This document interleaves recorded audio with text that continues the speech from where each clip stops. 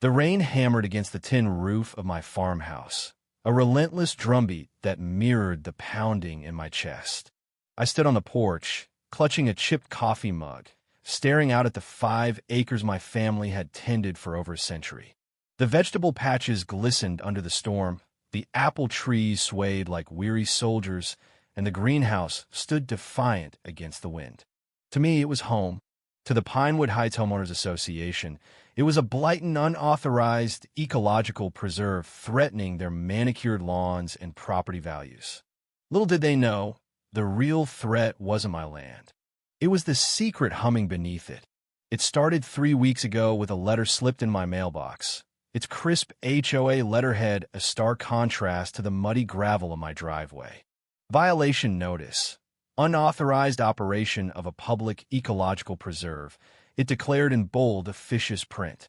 I read it twice, then laughed at a sharp, bitter sound that startled the chickens pecking near the barn. My name's Lucas Harrow, and my great-grandfather planted the first seeds here in 1912. Long before Pinewood Heights rose from the fields like a glossy real estate mirage, this land was ours. An ecological preserve? Ridiculous. I grow carrots, keep bees, and sell a few jars of honey to friends. Hardly a public attraction. The phone rang as I crumpled the notice. It was Ethan, my nearest neighbor, and the only other holdout from the old days, his voice crackling with urgency. You get one too, Lucas? Violation notice? Yeah, I said, stepping inside to escape the drizzle. Something about an ecological preserve. You. Same.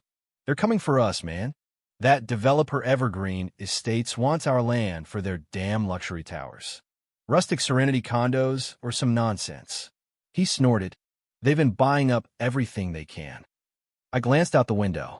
A black sedan crept past, its tinted windows reflecting the gray sky. They're watching me already, I muttered. Just saw some suit taking pictures. Ethan cursed under his breath. We need to fight this. Meet me tomorrow, Avi. You got something you need to see. The next morning, I was knee-deep in the tomato patch when a woman approached, her heels sinking into the soft earth. She wore a tailored blazer and carried a tablet like a shield. Mr. Harrow, she called, her voice clipped. I'm Vanessa Pierce, Pinewood Heights HOA president. I wiped my hands on my jeans and stood. Not part of your HOA, MS. Pierce. This farm predates your cul-de-sacs by a good 70 years. Her smile was tight, practiced. That's a misconception. When Pinewood Heights was incorporated, all properties within township lines fell under our jurisdiction.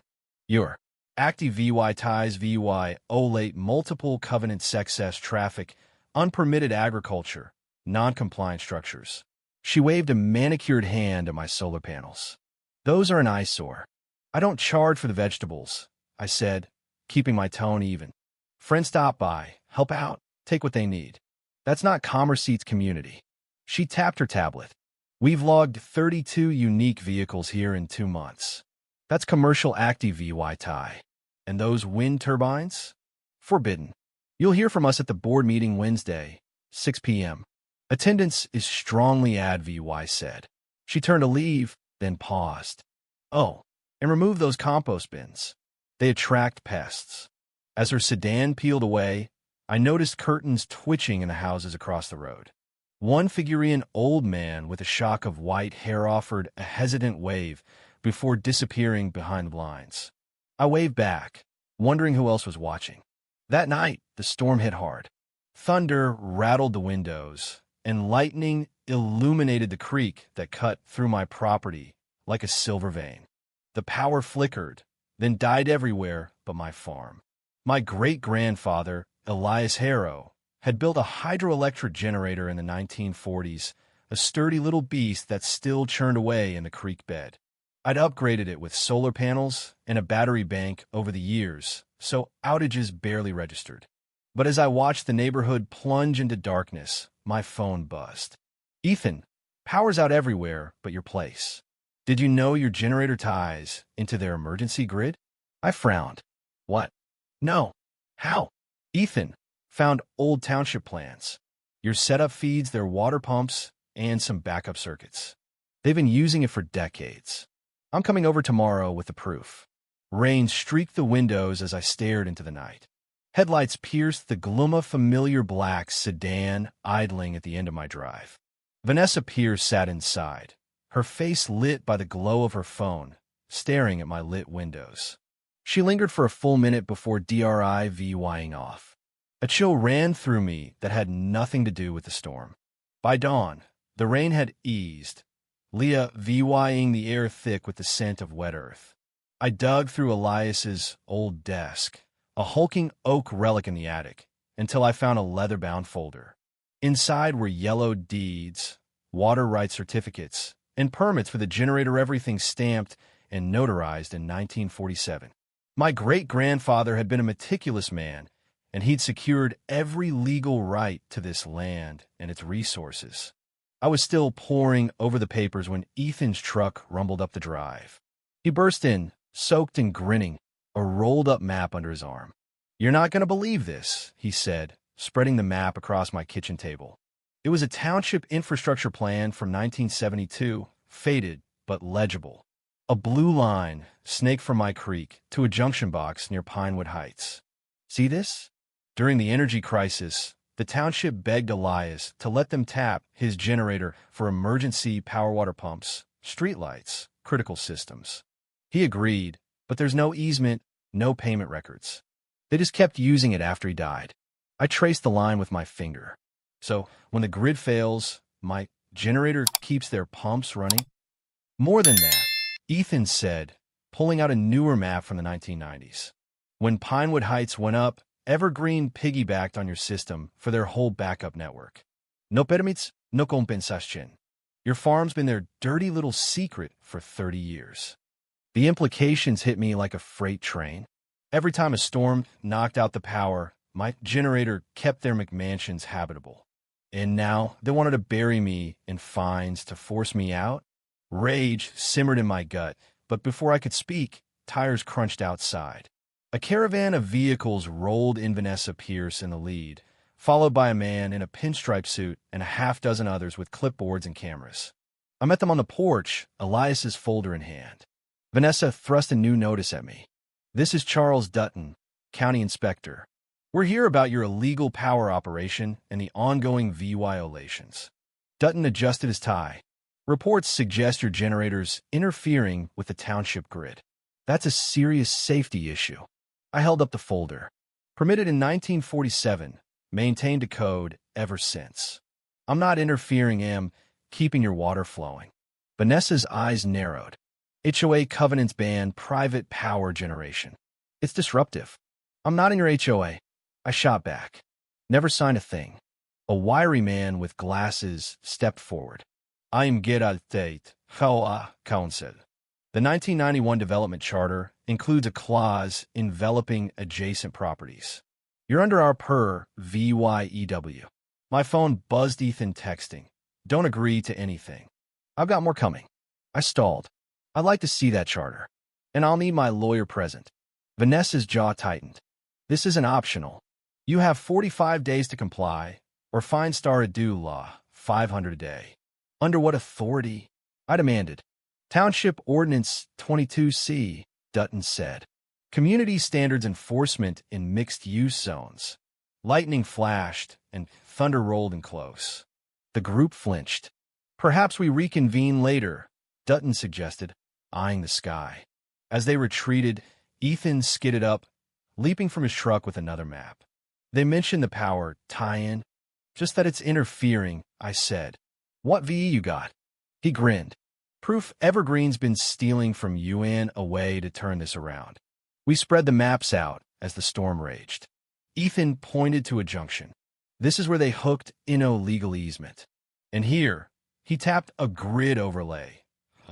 "The generator's capacity could power half the subby VY Shown if upgraded. They're terrified you'll figure that out." The next day, I hit the county archives. A clerk named Marjorie, gray-haired and sharp-eyed, remembered Elias. "He was a legend," she said, hauling out dusty files. "During the '68 flood, your farm powered the emergency shelter. Township promised him a deal for the grid tie-in, but after he passed, they let it slide." "Evergreen knew?" I asked. She shrugged. They built fast and cheap. Probably hoped no one dig this deep. Armed with copies, I drove home through flooded roads. Pinewood Heights was a mess. Portable generators buzzed outside the biggest houses, but most were dark. Then I saw it, a news van parked near my gate. A reporter, Clara Vega from Channel 6, stood with a cameraman, chatting with the old man who'd waved Mr. Hensley. Mr. Harrow, Clara called as I approached. We're covering the outages. Mr. Hensley says your farm's got some unique power setup. Before I could reply, Vanessa's sedan screeched up. This is HOA turf, she barked. No media. We're on public land, Clara said coolly. Care to comment on why some homes have power and others don't? Vanessa whirled on me. You called them. I didn't, I said. Hensley piped up. I did. My grandson's ventilator needs juice. Your backup only works because of this farm. Clara's eyes lit up. So the farm powers an emergency circuit? It's complicated, I said, showing the maps. My great-grandfather let them tap in decades ago. They never formalized Ida paid. Vanessa paled. That's under VYEW. The HOA's enforcing standards this farm ignores. Standards? Hensley scoffed. He shares his harvest. You call it a nuisance because it's not a putting green. Clara grinned. Mind showing us the generator? As we filmed, a text hit my phone. Emergency HOA meeting, 7 p.m. Your attendance requested. Gerald Tate. Ethan arrived later with his sister, Lena, an energy lawyer with a fierce gleam in her eye. They've been freeloading off you forever, she said, scanning my docs. And now they're bullying you out? We've got them. She pointed to a switch in the shed. This cuts their feed. Legally, yours no easement, no obligation. I hesitated. Hensley's grandson needs it. We won't flip it yet, Lena said. But they need to know what's at stake. That night, the meeting hall was packed. Residents, reporters, evergreen suits in the back. Vanessa glared as I took the mic. I'm not running a preserve. I started, voice steadying. But maybe I should. My great-grandfather built this generator to help, not hoard. The township and Evergreen hijacked it without asking. I say we fix that. I pitched a microgrid co-op, upgrade my system, add wind turbines, make the farm a community hub with gardens and stable power. You'd own it together, I said. No more blackouts, no more evergreen overreach. A man shouted, Who pays for it? A voice cut in. Jade, Vanessa's daughter, blue-streaked hair, blazing under the lights. My university's offering a DULA $300,000 grant for sustainable energy research. This qualifies. Vanessa gaped. An Evergreen exec leapt up. Our condos offer more luxury, value. Ethan countered with photos of Evergreen's failed projects, ghost towns of broken promises. The vote was a landslide, 79 fan tram for the co-op. Evergreen stormed out. 8 months later, the farm hummed with new life. Turbines spun by the creek, powering Pinewood Heights through a brutal winter. The barn was a classroom now, kids planting seeds in the spring soil. Vanessa showed up one day, gloves on, seedlings in hand. Jade insisted, she muttered, digging beside me. Glad you're here, I said. She didn't reply, but she didn't leave either. The creek flowed on, steady as Elias's legacy, binding us in a fragile, hard-won truce. Sometimes, power isn't about winning, it's about sharing the light. If you were the one in this story, how would you react? Would you stand up and fight back, or accept the unreasonable pressure and control from the HOA? Share your thoughts in the comments below. And don't forget to subscribe, like, and share this VY with more people. Your small action gives us the motivation to keep bringing you more intense and engaging stories. Thanks for watching, and we'll see you in the next VY.